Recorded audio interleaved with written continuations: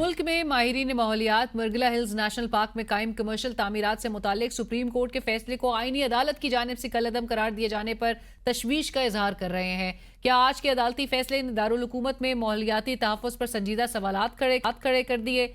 इस पर बात करने के लिए हमें ज्वाइन कर रही हैं माहिर माहौलियात डॉक्टर ज़ैनब नईम साहिबा। अस्सलाम वालेकुम, बहुत शुक्रिया प्रोग्राम के लिए आपने वक्त निकाला। डॉक्टर साहिबा, गुफ्तगू के आगाज में ही मैं आपकी ट्वीट का जरूर जिक्र करना चाहूंगी जहां पर आपने इसे एक इंतहाई तशवीशनाक एक सूरत हाल करार दिया कि जो आज का ये फेडरल कॉन्स्टिट्यूशनल कोर्ट का फैसला जो सामने आया है जिसमें ओवरटर्न कर दिया गया सुप्रीम कोर्ट के वर्डिक्ट को मुनाल रेस्टोरेंट की डिमोलिशन के हवाले से, और आपने बड़े सवालात रेस किए हैं। आपने ये भी नुक्ता रेस किया कि हम दुनिया भर में मौसमियाती इंसाफ, क्लाइमेट फाइनेंस और पाकिस्तान की मौसमियाती कमजोरियों को तस्लीम करने का मुतालबा करते हैं, और दूसरी तरफ हम इस किस्म की जो कमर्शियल तामीरात है हम उसकी इजाजत देते हैं। So as an environmentalist, how do you look at this decision?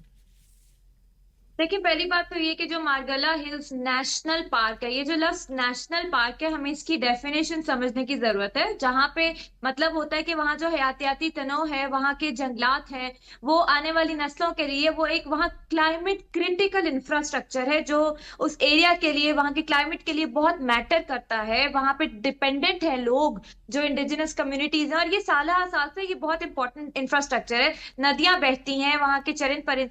अब ऐसे नेशनल पार्क में एक लिमिटेड लेवल पे कंजर्वेशन एफर्ट्स के लिए लिमिटेड कंस्ट्रक्शन अलाउड होती है, लेकिन वो सिर्फ इसलिए कि आप उस पार्क की देखभाल कर सकें या कंजर्वेशन कर सकें। अर्बन डेवलपमेंट और रिक्रिएशनल एक्टिविटीज जो किसी भी तरह उस पार्क को डैमेज करे या वेस्ट का प्रॉब्लम वहां क्रिएट करे, वो अलाउड नहीं हो सकती। इसीलिए मुनाल के हवाले से रिट पिटिशन हुई थी कि वहां पोल्यूशन का इश्यू बढ़ा था, और वहां पे जो है और बहुत मसाइल पैदा होना शुरू हो गए थे जो उस पार्क की बायोडाइवर्सिटी को अफेक्ट कर रहे थे। और ये दुनिया के लिए बहुत बड़ी एक मिसाल है मार्गला नेशनल पार्क, और कैपिटल इस्लामाबाद की खूबसूरती की बुनियादी वजह है, और यहाँ के क्लाइमेट के लिए भी। तो जब उसको खत्म किया गया तो अभी वहां पे अगर आप खुद भी विजिट करें, वहां बायोडाइवर्सिटी जो है वो रिकवर होना शुरू हो गई। वहां पे वो नेचुरल उसके जो हर्ब्स और ये जड़ी बूटियां वो सब उगना शुरू हो गई, और वो सब हो रहा था।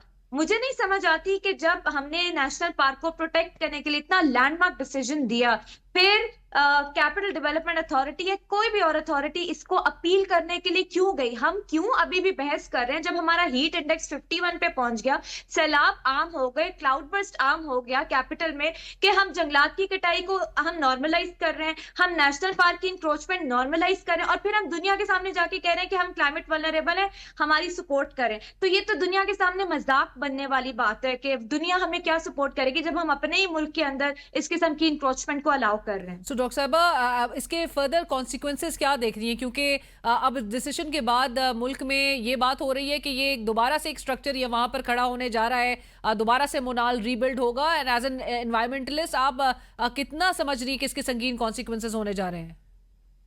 देखिए, पाकिस्तान में बहुत सारे नेशनल पार्क्स हैं, डेजिग्नेटेड नेशनल पार्क्स हैं। बलोचिस्तान में, खैबर पख्तूनख्वा में, कुछ जंगलात की वजह से, कुछ स्पेसिफिक बायोडाइवर्सिटी की वजह से। पाकिस्तान के जो नेशनली डिटर्मिन कॉन्ट्रीब्यूशन हैं, जो हमारी कमिटमेंट होती है इंटरनेशनली क्लाइमेट चेंज बढ़ाने के लिए, उसमें हमने लिखा है और खुद कमिट किया है कि हम मजीद नेशनल पार्क्स को बढ़ाएंगे। अभी कुछ अर्सा पहले भी बात हो रही थी कि मरीन नेशनल पार्क्स को जो है हम प्रोटेक्ट करेंगे जो बलोचिस्तान में है, और इस तरह से। तो जब हम कमिटमेंट कर रहे हैं, अगर ऐसा प्रेसिडेंस हम सेट कर देते हैं कि मार्गला hills national park with in your capital, आपके दारुल खिलाफे में हम इजाजत देते थे, इसका मतलब है पूरे मुल्क में किसी भी नेशनल पार्क में कंस्ट्रक्शन और इस किस्म का इंफ्रास्ट्रक्चर डेवलप करना आम बात हो जाएगी। यानी कि फिर पाकिस्तान का क्लाइमेट एक्शन तो हो जाएगा जीरो या नेगेटिव में जाना शुरू हो जाएगा, क्योंकि फिर हम ये बात करें फ्लड्स, हीट वेव्स, और इसका कोई मामला नहीं है। वेस्ट मैनेजमेंट की वैसे ही कोई पॉलिसी नहीं है, और इस तरह करके हम जो प्रोटेक्टेड एरियाज है उनको भी अलाउ कर रहे हैं कि वो गंद वहां पे मचता रहे।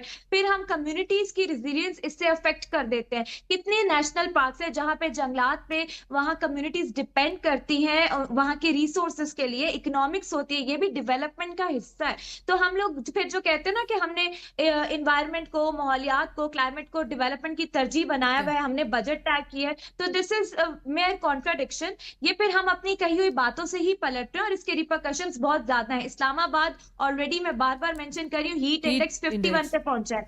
तो अगर पब्लिक हेल्थ के लिए आपने दरख्त तो काट दिए, तो अब पब्लिक हेल्थ किधर गई? जब आप मार्गला हिल्स, जहां जंगलात में आग लगना आम हो गया हीट वेव की वजह से, वहां आप अलाउ कर रहे हैं, यहाँ पब्लिक हेल्थ मैटर नहीं करती और आपके लिए? बुनियादी वो जो बुनियादी आपका जो एक स्टांस होता है कि एक प्लांटेशन ड्राइव जो है वो हुकूमत हमें नजर आता है कहती और करती हुई कि उनकी तरजीहात में से एक है, तो उसकी उसको भी वो कॉन्ट्रडिक्ट करता है। और आपके ख्याल में आखिरी सवाल कि ये आलमी सतह पर हमारा केस किस हद तक कमजोर कर देता है? लेकिन फिर तो आप जितनी मर्जी प्लांटेशन ड्राइव्स करते हैं, वो तो फिर आई वॉश है। आप लोगों को बेवकूफ बनाने वाली बात है जब एक नेशनल पार्क को ही प्रोटेक्ट नहीं कर सके और आप अपीलों में जा रहे हैं कि नहीं हमें इजाजत दें, ये तो कंस्ट्रक्शन होनी चाहिए। तो फिर आपकी हर किस्म की campaign it's a farce, I am sorry to से।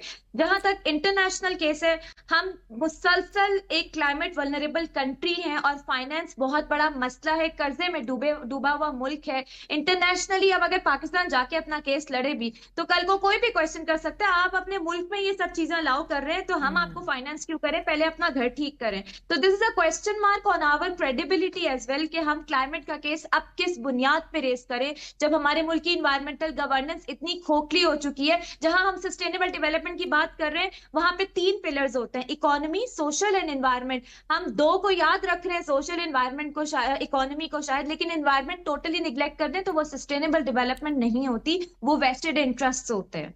Right, thank you so much doctor Zainab Naeem साहिबा। प्रोग्राम की टीम अलीना शिगरी को इसी के साथ ही इजाज़त दीजिए। अल्लाह हाफिज़।